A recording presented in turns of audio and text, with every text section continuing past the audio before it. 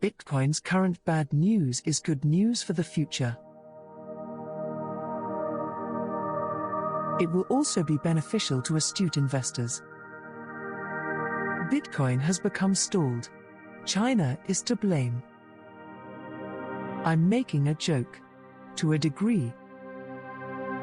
Bitcoin is truly shackled. As you can see, it has virtually totally traded between $30,000 and $40,000 over the last 2 months. However, don't forget the huge move from $10,000 to $60,000 that came before it. While I'm joking a little when I blame China, the Chinese government's actions have certainly kept pressure on cryptocurrency prices.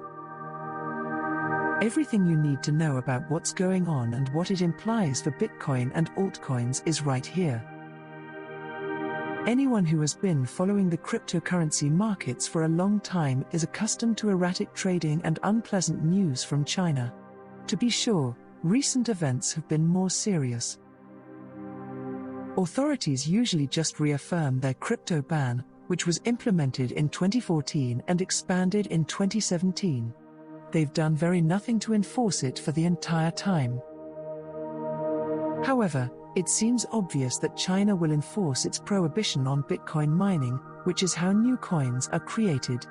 More than 25 miners in the Chinese province of Sichuan have been ordered to cease their operations in what has become known as the Great Mining Exodus.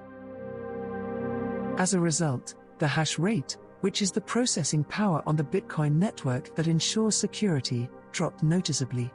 This, in turn, caused a price decline that affected almost all cryptocurrencies. According to a survey published by CryptoCompare, China's crackdown resulted in a drop of more than 40% in crypto trade volumes in June. Binance remained the leading exchange by volume, albeit suffering a 56% decline. Volume on the second largest exchange, Huobi Global in Hong Kong, dropped by 40%. In the midst of it all, I believe Chinese miners were compelled to sell part of their Bitcoin to cover the costs of relocating their operations. According to reports, many of these miners are going to the United States, Florida and Texas are actively courting them, as well as Kazakhstan. You've probably heard that Bitcoin mining consumes a significant amount of energy due to the amount of computer power necessary. That is exactly what happens. The issue is more about how that energy is produced. Is it via the use of ancient fossil fuels that the ecosystem is harmed? Or are there any non-renewable energy sources? Here is where China's decision becomes perplexing. Authorities opted to impose the crypto ban at the same time as the country is launching its own digital currency.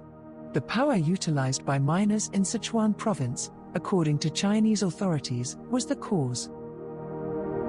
But here's the thing, that power was mostly hydroelectric, not carbon-based.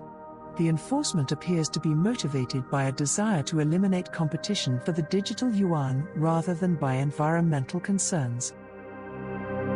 Whatever the case may be, here is the key takeaway. I believe that the movement of mining assets outside of China is eventually beneficial. Because there was far too much concentration of mining capacity there, the relocation will result in a more decentralized network, which is a requirement for any legitimate cryptocurrency.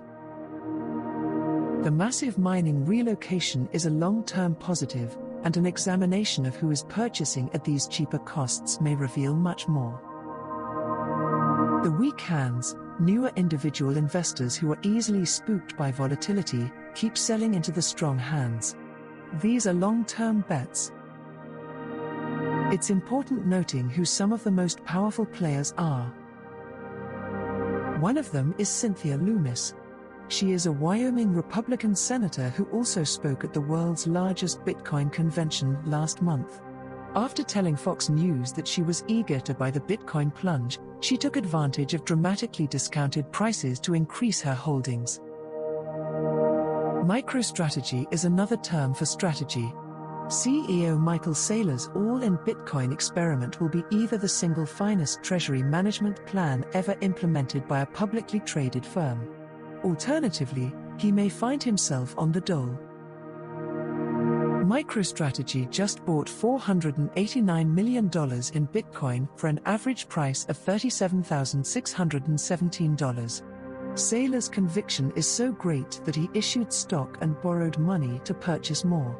The corporation now owns 105,085 Bitcoins for $26,080. I still believe Bitcoin will reach $100,000, thus I believe he will be remembered for his bold moves.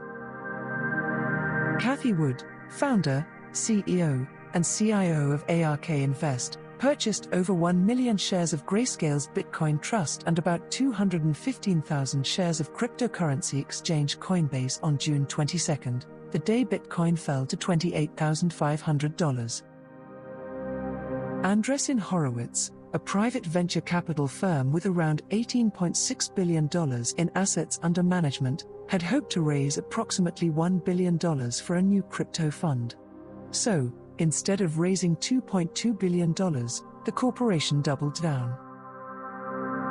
Steve Cohen, a billionaire investor, claims to be totally converted to cryptocurrency. He is the chairman, CEO, and president of Point72, a firm that manages $22.1 billion in assets. "I'm not going to miss this," he stated flatly. "I already feel like I missed the first portion, but it's still early." That is, after all, the message.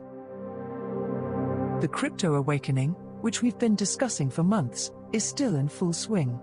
And there's still time to create a fortune.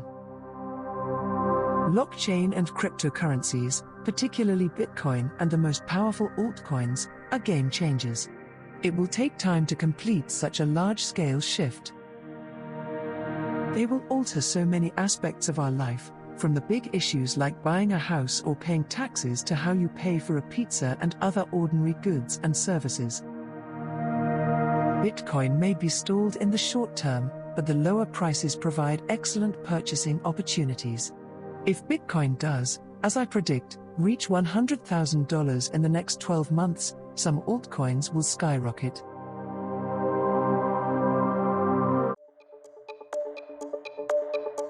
We hope you enjoyed watching and listening to this video. Please let us know your opinion in the comments area below. If you found our content useful, please like it and share it with your friends. Also, don't forget to subscribe to our channel and hit the notification bell for more crypto-related contents.